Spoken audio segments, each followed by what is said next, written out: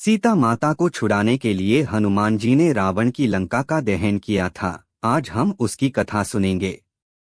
हनुमान जी माता सीता से लंका में अशोक वाटिका में छोटा रूप धारण कर मिले तथा सीता माता की आज्ञा से अपनी भूख मिटाने के लिए वाटिका से फल तोड़कर खाने लगे।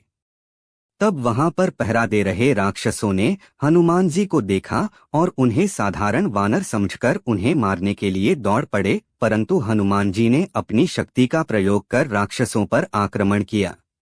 कुछ राक्षस अपने प्राण बचाकर रावण के समक्ष पहुंचे तथा उन्होंने रावण को समाचार दिया कि एक वानर ने अशोक वाटिका को उजाड़ दिया है तथा बहुत से राक्षसों को भी मार दिया है। रावण यह समाचार सुनकर बहुत क्रोधित हुआ। तब रावण के पुत्र इंद्रजीत ने हनुमान जी को पकड़कर लाने के लिए रावण से आज्ञा ली तथा हनुमान जी पर ब्रह्मास्त्र से वार कर उन्हें बंदी बना लिया तथा सभा में ले गए। हनुमान जी रावण के सामने खड़े विचार कर रहे थे। समस्त लोगों को डराने वाला महाबाहु रावण हनुमान जी को सामने इस प्रकार निर्भय खड़ा देखकर क्रोधित हो गया। वह अपने महामंत्री से बोला, अमात्य, इससे पूछो कि यह कहां से आया है, इसे किसने भेजा है, सीता से यह क्यों बातें कर रहा था, अशोक वाटिका को इसने क्यों नष्ट किया, इसने किस उद्देश्य से राक्षसों को मारा, मेरी इस लंकापुरी में आने का प्रयोजन क्या है। रावण की आज्ञा पाकर मंत्री ने हनुमान जी से लंका में आने का कारण पूछा। तब हनुमान जी ने उत्तर दिया कि मैं श्री रामचंद्र जी का दूत हूं और उनके ही कार्य से यहाँ आया हूं। हनुमान जी ने कुछ क्षण शांत भाव से सभी की ओर देखा और आगे कहा, मैं किष्किंधा के परम पराक्रमी राजा सुग्रीव का दूत हूं। उन्हीं की आज्ञा से तुम्हारे पास आया हूं। हमारे महाराज ने तुम्हारा कुशल समाचार पूछा है और कहा है कि तुमने नीतिवान, धर्म, चारों वेदों के ज्ञाता, महापंडित, तपस्वी और महान ऐश्वर्यवान होते हुए भी एक परस्त्री को अपने यहाँ बंदी बनाया है। यह तुम्हारे लिए उचित बात नहीं है। तुमने यह दुष्कर्म करके अपनी मृत्यु का आह्वान किया है।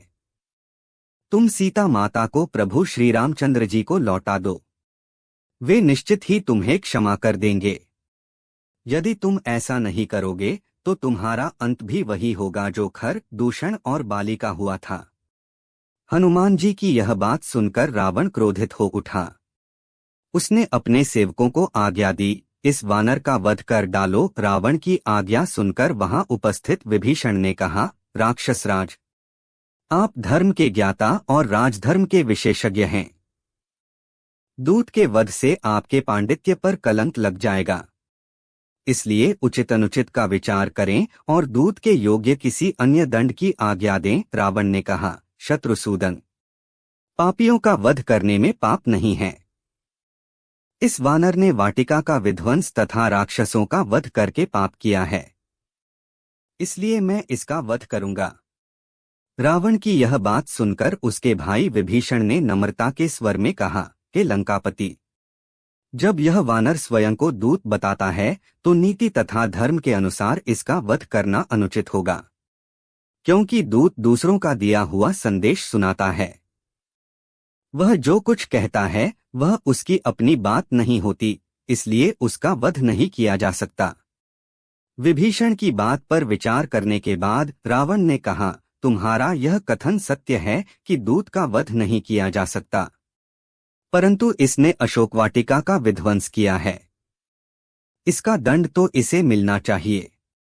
वानरों को अपनी पूंछ प्रिय होती है, इसलिए मैं आज्ञा देता हूं कि इसकी पूंछ रुई और तेल लगाकर जला दी जाए, ताकि इसे बिना पूंछ का देखकर लोग इसकी हंसी उड़ाएं और यह जीवन भर अपने कर्मों पर पछताएं। रावण की आज्ञा से राक्षसों ने हनुमान की पूंछ को रुई और पुराने कपड़ों से लपेटकर उस पर बहुत सा तेल डालकर आग लगा दी।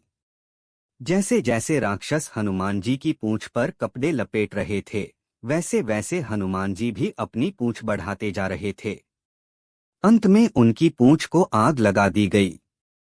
पूंछ के जलते ही हनुमान जी ने अपने सारे बंधन तोड़कर ऊंची छलांग लगाई और रावण की सोने की लंका जला दी। संपूर्ण लंकापुरी में केवल एक भवन ऐसा था जो अग्नि के प्रकोप से सुरक्षित था, और वह था नीतिवान विभीषण का प्रासाद। लंका को भस्म कर हनुमान जी ने लंका के समुद्र में अपनी पूंछ की आग बुझाई और पुनः अशोक वाटिका में सीता के पास पहुंचे। उन्हें सादर प्रणाम करके बोले, हे माता, अब मैं यहाँ से श्री रामचंद्र जी के पास लौट रहा हूँ। रावण को और लंकावासियों को मैंने प्रभु राघव शक्ति का थोड़ा सा आभास करा दिया है। अब आप निर्भय होकर रहें। अब शीघ्र ही प्रभु श्री रामचंद्र जी वानर सेना के साथ लंका पर आक्रमण करेंगे और रावण को मारकर आपको अपने साथ ले जाएंगे। विशाल सागर को पार करते हुए हनुमान वापस सागर के उस तट पर पहुंचे जहां प्रभु श्री राम जी थे। हनुमान ने वहां पहुंचकर सबका अभिवादन किया और लंका का समाचार सुनाया। सभी वानर प्रभु श्री राम जी तथा पवनसुत की जय जयकार करने लगे।